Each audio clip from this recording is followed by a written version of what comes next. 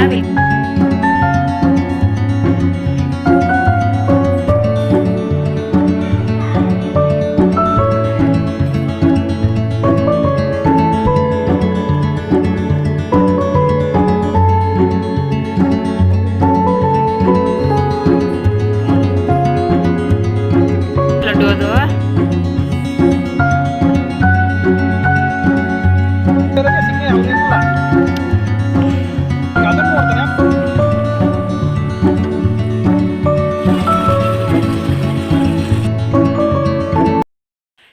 ಎಲ್ರಿಗೂ ನಮಸ್ಕಾರ, welcome to my channel. ಎಲ್ಲರೂ ಹೇಗಿದ್ದಾರೆ? ಎಲ್ಲರಿಗೂ ಹೊಸ ವೀಡಿಯೋಗೆ ವೆಲ್ಕಮ್ ಮಾಡ್ತಾ ಇವತ್ತಿನ ಪುಟಾಣಿ ವ್ಲಾಗನ್ನು ಸ್ಟಾರ್ಟ್ ಮಾಡಿದ್ದೀನಿ.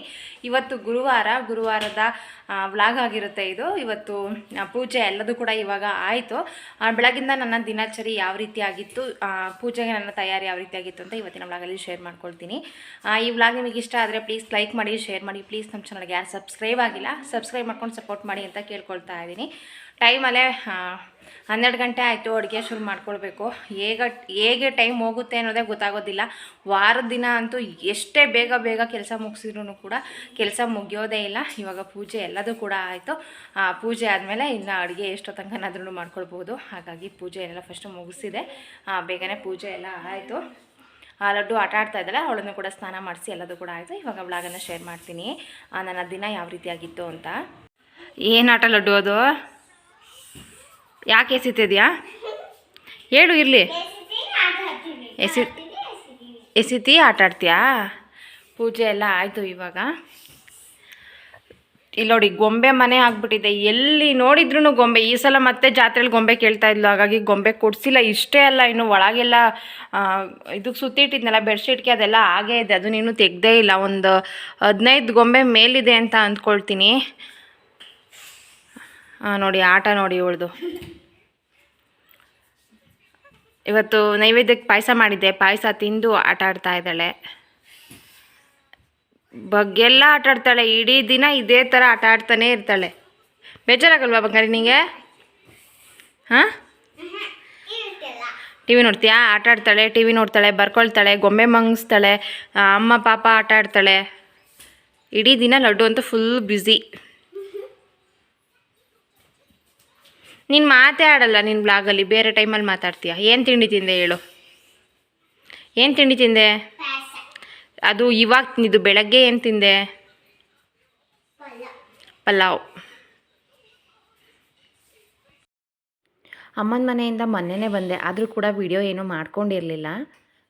ಗೊತ್ತಲ್ಲ, ಬ್ಯಾಕ್ ಟು ರೋಟೀನ್. 2 ದಿನ ಮನೆ ಬಿಟ್ಟು ಹೋಗಿರ್ತೀನಿ, 1 ದಿನ ಮನೆ ಕ್ಲೀನ್ ಮಾಡೋದು. ಸ್ವಲ್ಪ ಬಟ್ಟೆ ವಾಶ್ ಮಾಡೋದಿತ್ತು, ಬಟ್ಟೆ ವಾಶ್ ಮಾಡಿಟ್ಟು ಹಾಗೆ ಸ್ವಲ್ಪ ಕಸ ಗುಡಿಸಿ, ನೆಲ ಒರೆಸಿ, ಪಾತ್ರೆ ತೊಳೆಯೋದು, ಈ ಥರ ಚಿಕ್ಕ ಪುಟ್ಟ ಕೆಲಸಗಳಿತ್ತು. ಅದನ್ನೆಲ್ಲ ಮುಗಿಸ್ಕೊಂಡೆ. ಬ್ಯಾಕ್ ಟು ರೋಟೀನ್ ವಿಡಿಯೋ ಮಾಡಿದ್ದೀನಿ. ಹಾಗಾಗಿ ಮತ್ತೆ ಮಾಡಿದರೆ ಸೇಮ್ ಅನಿಸುತ್ತೆ ಅಂತ ಅಂದ್ಕೊಂಡು ನಾನು ಮತ್ತೇನು ಅದನ್ನು ಮಾಡಲಿಲ್ಲ.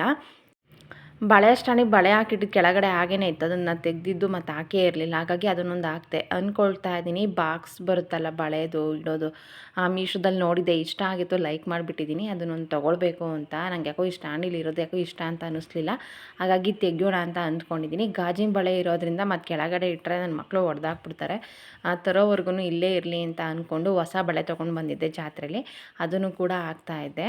ಆ ಕೆಳಗಡೆ ಅವ್ರಿಗೆ ಸಿಗೋ ಥರ ಇಟ್ಬಿಟ್ರೆ ಎಲ್ಲ ಹಾಳು ಮಾಡಿಬಿಡ್ತಾರೆ. ಹಾಗಾಗಿ ಮೇಲ್ಗಡೆ ಇದ್ದರೆ ಇರೋವರೆಗೂ ಸೇಫಾಗಿರುತ್ತೆ ಅಂತ ಅಲ್ಲೇ ಇಟ್ಟಿದ್ದೀನಿ. ಇವತ್ತು ಬೆಳಗ್ಗೆ ತಿಂಡಿಗೆ ನಾನಿಲ್ಲಿ ಮೆಂತ್ಯ ಸೊಪ್ಪಿನ ಪಲಾವ್ ಮಾಡ್ತಾಯಿದ್ದೀನಿ. ಅಮ್ಮ ಮೆಂತ್ಯ ಸೊಪ್ಪು ಕೊಟ್ಟು ಕಳಿಸಿದ್ರು, ಹಾಗಾಗಿ ಅದ್ರದ್ದು ಪಲಾವ್ ಮಾಡ್ತಾಯಿದ್ದೆ.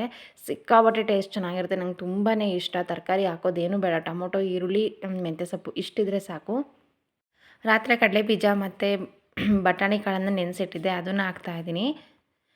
ಸ್ವಲ್ಪ ಕೊತ್ತಂಬರಿ ಸೊಪ್ಪು ಇಷ್ಟನ್ನು ಹಾಕೊಂಡು ಚೆನ್ನಾಗಿ ಬಾಡಿಸ್ಕೊಳ್ಳೋದು. ನಾನು ಒಗ್ಗರಣೆಗೆ ಈರುಳ್ಳಿ, ಶುಂಠಿ ಬೆಳ್ಳುಳ್ಳಿ ಪೇಸ್ಟು, ಚಕ್ಕೆ, ಲವಂಗ, ಕಾಳುಮೆಣಸು, ಜೀರಿಗೆ, ಸಾಸಿವೆ ಎಲ್ಲದನ್ನು ಹಾಕೊಂಡು ಒಗ್ಗರಣೆ ಮಾಡ್ಕೊಂಡಿದ್ದೆ. ಸೇಮ್ ಪಲಾವಿಗೆ ಯಾವ ಥರ ಹಾಕ್ತೀವೋ ಅದೇ ಥರ ಇದನ್ನು ಮಾಡೋದು. ತರಕಾರಿ ಇಲ್ಲ ಅಂತಂದ್ರೂ ತುಂಬಾ ಚೆನ್ನಾಗಿರುತ್ತೆ. ಬೇಕಂದರೆ ಸ್ವಲ್ಪ ತರಕಾರಿ ಕೂಡ ಹಾಕ್ಕೊಳ್ಬೋದು.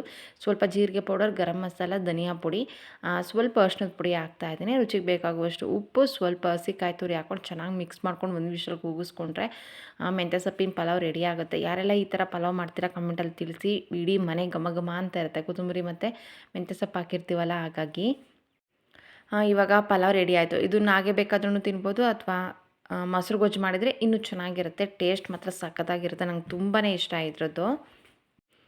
ಉಪ್ಪಿನಕಾಯಿ ಹಪ್ಳ ಜೊತೆ ತಿಂಡಿ ಮಾಡಿದರೆ ತಿಂಡಿ ಆಯಿತು. ಎರಳಿಕಾಯಿ ಉಪ್ಪಿನಕಾಯಿ ನನಗೆ ಫೇವ್ರೇಟ್ ಅಂತಲೇ ಹೇಳ್ಬೋದು.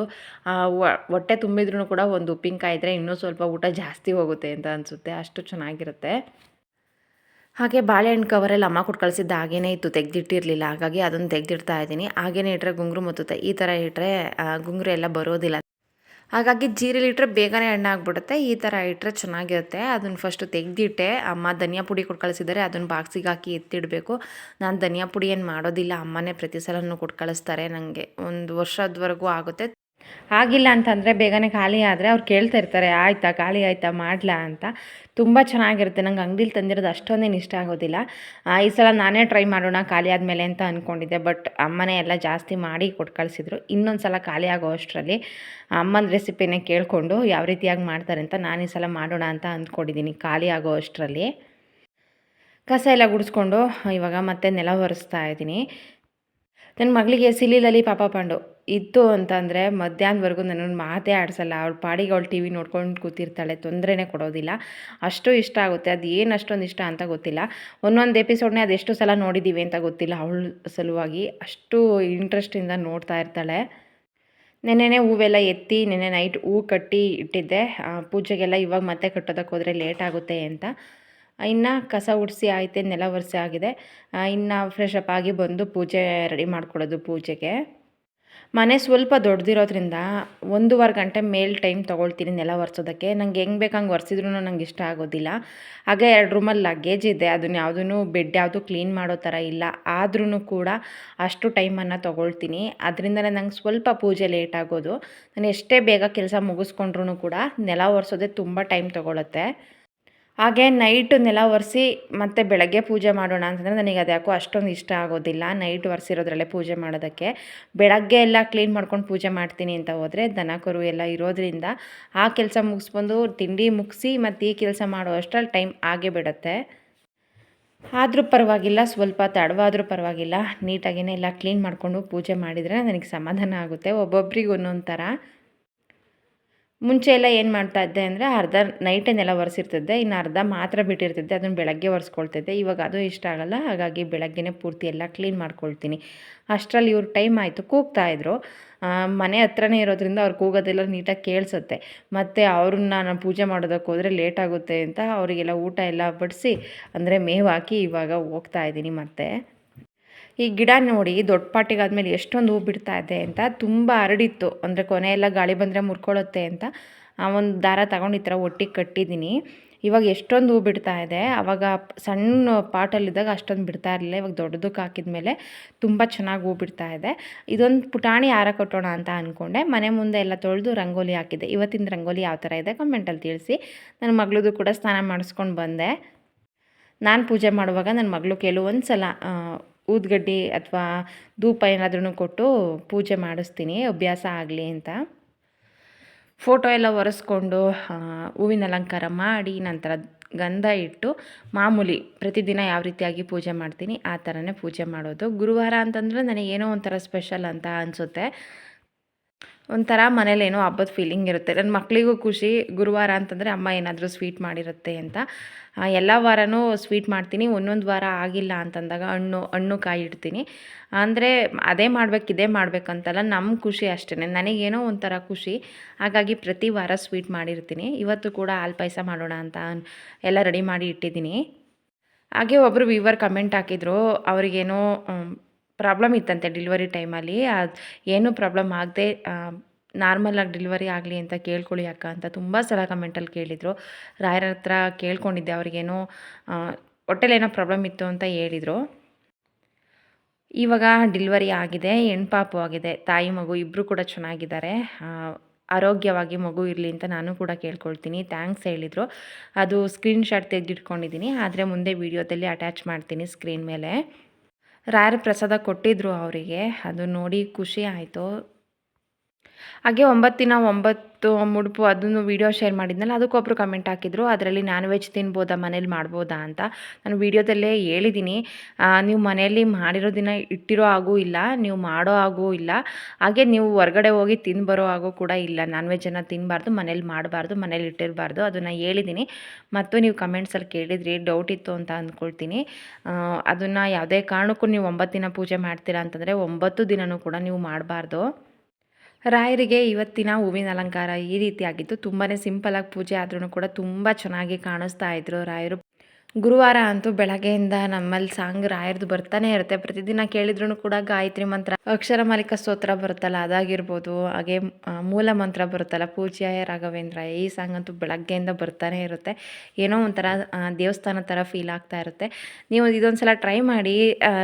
ಬೆಳಗ್ಗೆ ದೇವ್ರ ಸಾಂಗ್ಗಳನ್ನು ಕೇಳಿಕೊಂಡು ಪೂಜೆ ಮಾಡಿ ನಂತರ ಧೂಪ ಎಲ್ಲ ಹಾಕಿ ಮನೇಲಿ ಏನೋ ಒಂಥರ ಪಾಸಿಟಿವ್ ಆಗಿ ನಿಮಗೆ ಫೀಲ್ ಆಗ್ತಾ ಇರುತ್ತೆ. ನನಗೆ ತುಂಬ ಸಲ ಆಗನ್ಸಿದೆ. ಹಾಗೆ ನೈವೇದ್ಯಕ್ಕೆ ಹಾಲು ಪಾಯಸ ಮಾಡಿದೆ. ಇದಾದರೆ ಬೇಗನೆ ಆಗುತ್ತೆ, ಹಾಗಾಗಿ ಜಾಸ್ತಿ ನಾನು ಇದನ್ನೇ ಮಾಡೋದು. ಹೆಸರುಬೇಳೆ ಪಾಯಸ ಅಥವಾ ಹಾಲು ಪಾಯಸ ನೈವೇದ್ಯಕ್ಕೆಲ್ಲದು ಇಟ್ಟು ಆಯಿತು. ಇವತ್ತಿನ ಪೂಜೆ ರಾಯರಿಗೆ ಈ ರೀತಿ ಆಗಿತ್ತು. ಇಷ್ಟೆಲ್ಲ ಮಾಡೋ ಅಷ್ಟರಲ್ಲಿ ಟೈಮ್ ಆಯಿತು. ಇವಾಗ ಅಮ್ಮ ಮೆಂತ್ಯ ಸೊಪ್ಪು ಕೊಟ್ಟು ಕಳಿಸಿದ್ರು, ಹಾಗಾಗಿ ಸಾಂಬಾರು ಮಾಡ್ತಾಯಿದ್ದೀನಿ. ಫಸ್ಟ್ ಇಲ್ಲಿ ಸಾಂಬಾರಿಗೆ ಒಗ್ಗರಣೆ ಮಾಡ್ಕೊಳ್ತಾ ಇದ್ದೀನಿ. ಮೆಂತ್ಯ ಸೊಪ್ಪು ಮತ್ತು ತೊಗರಿಬೇಳೆ ಬೇಯೋದಕ್ಕೆ ಇಟ್ಟಿದ್ದೆ. ನನಗೆ ಸಾಂಬಾರು ಮಾಡೋ ಪ್ಲ್ಯಾನ್ ಇರಲಿಲ್ಲ, ಹಾಗಾಗಿ ಕಾಳು ಯಾವುದನ್ನು ಕೂಡ ನೆನೆಸಿರಲಿಲ್ಲ. ತೊಗರಿಬೇಳೆ ಅಷ್ಟೇ ಹಾಕಿರೋದು. ಸ್ವಲ್ಪ ಅವರೆಬೇಳೆ, ತೊಗರಿಬೇಳೆ, ಮೆಂತ್ಯ ಸೊಪ್ಪು, ನೀರು, ಉಪ್ಪು ಇಷ್ಟನ್ನು ಹಾಕಿ ಬೇಯೋದಕ್ಕೆ ಇಟ್ಕೊಂಡಿದ್ದೆ. ಒಗ್ಗರಣೆ ಆದಮೇಲೆ ಅದಕ್ಕೆ ಮಸಾಲೆ ರುಬ್ಬಿ ಹಾಕಿದ್ದೀನಿ.